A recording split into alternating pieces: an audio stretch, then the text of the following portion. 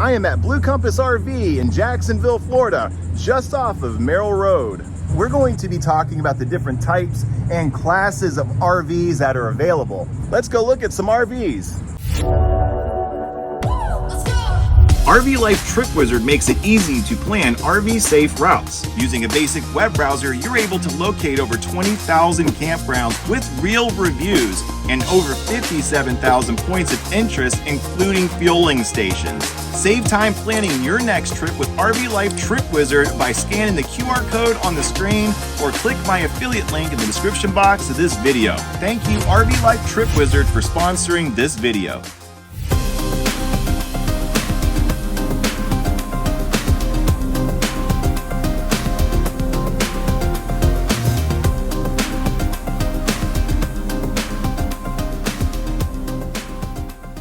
Everyone's needs are different, and there's so many different RVs, so many different class RVs. But fortunately, with a little bit of information, you can make a great decision. The important thing is to make your second decision your first decision.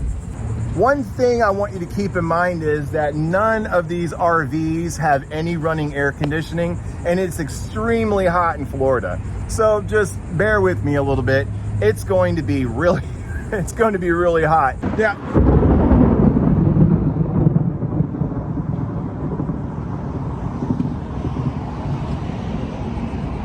Sunny Florida. Welcome. When you hear the words recreational vehicle or RV, the first thing you think of is a Class A. These are the big RVs, basically a rolling house or a rolling mansion. These RVs are often in lengths over 30 feet long. They come in both gasoline and diesel engines and over 14,000 pounds. This Class A is made by Jayco. Let's go see what's inside this Class A. They have a cockpit where you operate the RV.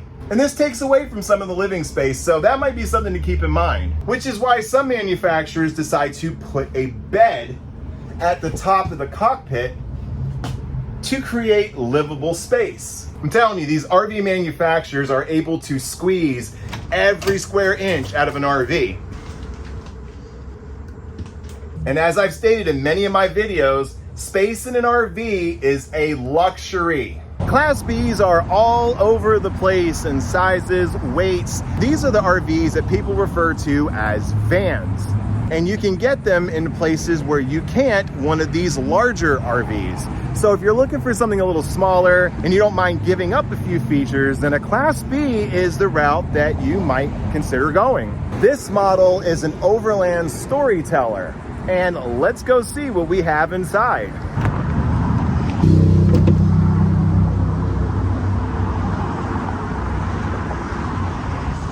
You have your little fridge, all your buttons. Yes, this one does have an awning. There's your bed, the back doors. Here's another seat and the cockpit. Class Bs are great if space is not a problem for you, or you can work in minimal space, or you don't need a whole lot. You're just looking to get out there, see some things.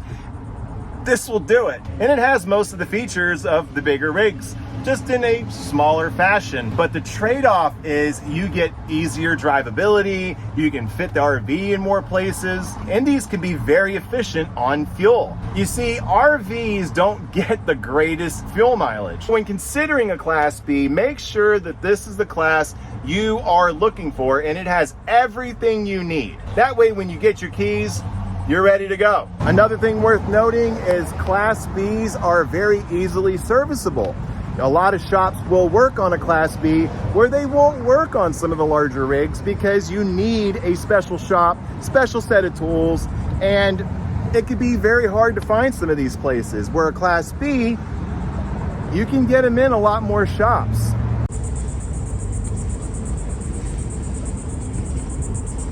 Class C RVs are an excellent option if you're looking for something not as large as a Class A, but with that being said, you can find some extremely large Class Cs. So again, there's something for everyone. Class C RVs generally weigh a lot more than a Class B, but they offer so many features when you're inside, sometimes you can't even tell if you're in a Class A or a Class C. The trade-off with the Class C is that you have a cockpit area. So often you'll find a bed over the cab or slightly smaller living space. Class C is an excellent option if you're getting into RVing. It'll get you where you need to go. You are not going to be going through any fast food drive-thrus. The drivability is somewhere between a truck and a large van. You have your entertainment options, tons of space, a full galley range, a really nice refrigerator and freezer, a full bath, a very nice sleeping area. If you travel with pets, I think this is a great option. Pro tip for you, whether you buy new or used, make sure the unit comes with a fire extinguisher. And if it doesn't have one, either replace it or just talk to the dealer. Super C RV. If you need an RV to pull, to climb, this is your RV. One of the main players in the game is Freightliner, and Freightliner builds some amazing stuff. Even Guy Fieri uses a Class Super C RV. I mean, look at this RV.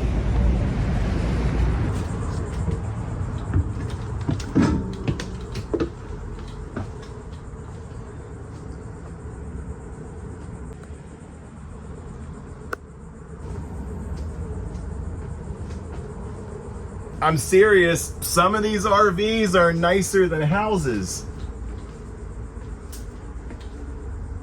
You have a bed with windows on both sides. It's a great time to talk about slides. If you're looking to maximize the space of your RV, consider one with slides. Slides aren't for everyone, but it definitely increases the amount of room you have in your RV, especially if you have small children or dogs. You see, this RV even has fuel tanks just like a big rig. Travel trailer. The greatest thing about a towable RV is you have your destination vehicle because it's your tow vehicle. You use a bumper hitch to pull these RVs. Once you get where you're going, drop your trailer and you can explore the destination with your tow vehicle. One of the most popular travel trailers is Airstream. They've been around for almost 100 years at the time of filming this video, and they have lengths and features for pretty much everyone. This Airstream has a gross vehicle weight rating of 3,500 pounds. This Airstream, on the other hand, is 7,600 pounds. Quite a big difference there.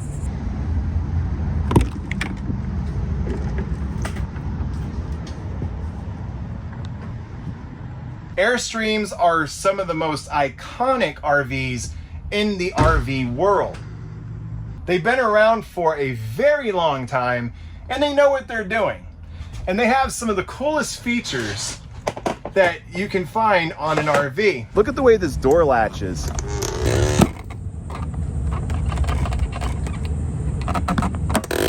This is an excellent way to even start your RV journey if you already have a truck. This travel trailer also weighs 6,500 pounds. Let's go look inside.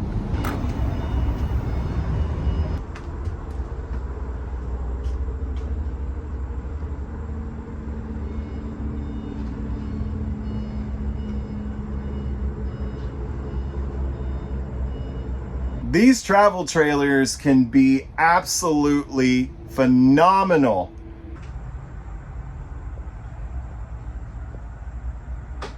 And look, it has an oven. I've always been a big fan of these. I don't know why. These have always amazed me. There are RVs such as the Kodiak Ultralight that have pop-out camping areas. Now we're gonna take a look at fifth wheel RVs. These RVs are a little special because they require special towing equipment called fifth wheel hitches. These are hitches that are attached to your truck bed and require a 3/4 ton truck or even larger than that. You need a very heavy duty truck that is properly equipped to tow these RVs. Anything can be labeled half-ton towable, but that doesn't mean that that half-ton has any business towing it. Some of them even require you to have a diesel engine with high torque and high horsepower just to get them moving. This fifth wheel is by Forest River. This fifth wheel RV is a scale tipping 14,125 pounds gross vehicle weight rating. Imagine pulling this one up a mountain and then coming down the mountain. Some things to think about. Let's go take a look inside, shall we? If you're looking to travel with a group or even just by yourself, this is an incredible RV to do that. So much space, storage, features. It's about as close to living in a house as you can get without actually living in a house. I am a huge fan of cinema seating. There's just something magical about having an RV with an oven. Did you know you can cook a pizza on a grill? Give that one a shot. One of my favorite things to do is grill a pizza. One thing I should mention with fifth wheel RVs is since there is the raised edge where the kingpin is, there's usually some stairs involved. So factor that in mind if stairs are an issue, because fifth wheels generally have steps somewhere in the RV because they're just designed that way. There's your dinette, refrigerator. Ready to eat? There's your galley. RVs can be an amazing option if you're looking to get out there and see the world. It is hard to believe just how much space is inside this RV. This particular storage is called a pass-through. You can access it from both sides. Very handy. There are other fifth wheel styles, such as the shorter RVs, like 26 footers. They have fifth wheels that are 44 feet long.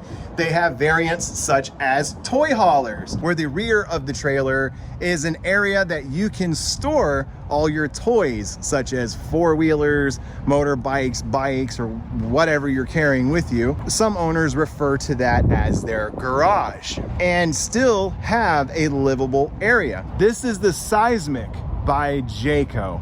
This is a toy hauler.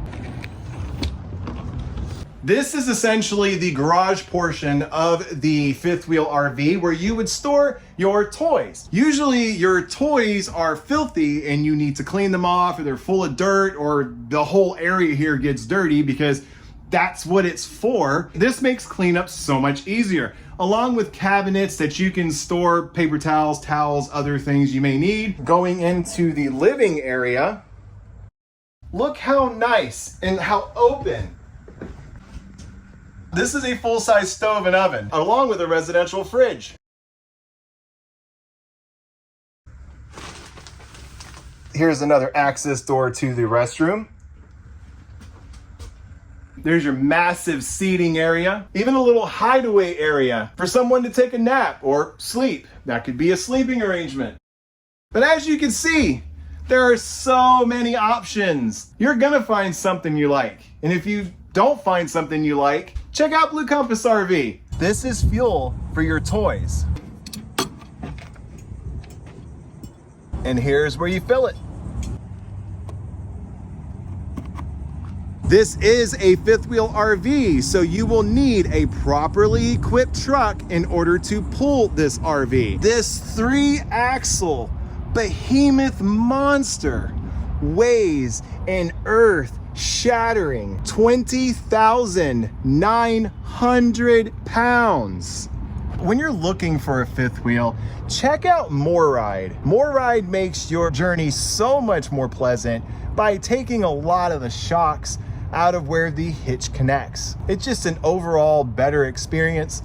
And if you're looking for something like that, make sure to check out MORryde. We're gonna take a look at something called a park model. This is the Jayco J-Flight Bungalow. This is a completely different kind of RV that is more along the lines of a house. If you notice, there are no storage bays on this RV on the outside. That is because it is based off of a residential mindset where all of the storage is inside of the RV. These can be very, very large RVs and has a lot of what you would find in a residential home inside. Let's go take a look.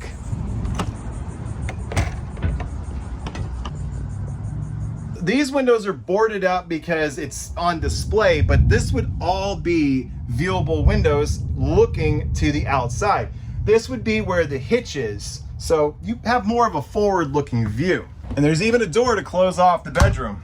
This is why it's called a bungalow. You have stairs going up to another level in the RV. We will take a look at that in just a moment, but we're gonna keep walking and show you how large this RV is. And you can kind of see up there, but again, we're gonna look at that in just a second. Here is a full entertainment center. You have seating with flip out areas to eat. Here is a full-size dinette, refrigerator, a full-size range and oven. When you climb the stairs, which is also storage, you have an entire sleeping area on both sides. There's quite a bit of room up here, actually. I'm pleasantly surprised. I thought it was going to be a lot more cramped than it is, but you even have storage. It's really neat. This is the section overlooking the living area. This is really neat, I have to say. If you have children, this is definitely the place that they're going to want to go. It's almost like a clubhouse inside of an RV. You'll find this beautiful sliding glass door to get into the living area of the RV. This J-Flight bungalow by Jayco weighs 14,500 pounds. And that's not fifth wheel, that's bumper pull. Usually those weights are found in fifth wheel RVs because they're able to offset some of that weight on the rear axle of the truck. A couple things to consider is, what are your air conditioning requirements? Some of these RVs have 2 air conditioners. Some have 1. Some have ducted air conditioning. That is something that you need to consider as well. Are you a fan of propane? Propane has its ups and downs where you're able to cook without electricity. It's also a very efficient way to heat your RV if you're in those colder climates. State parks have a maximum length requirement in order to stay in the parks, usually around 34, 35 feet. Nice to stay a little shorter, makes things a lot easier. There are a lot of cases where RV owners are just afraid to drive the RV just because of how large it is. Has nothing to do with the drivability, it's just the size of the vehicle. And that is something you'll get used to as you operate the RV. I hope you got value out of this video, and if you did, please smash that like and subscribe button. Comment down below, what do you think about this behemoth of luxury thundering down the road? Is this something for you? I would really, really like to know. Thank you so much for spending your time with me. This is Chris from Chris Travels. Hope to see you on the road. Maybe in a Super C.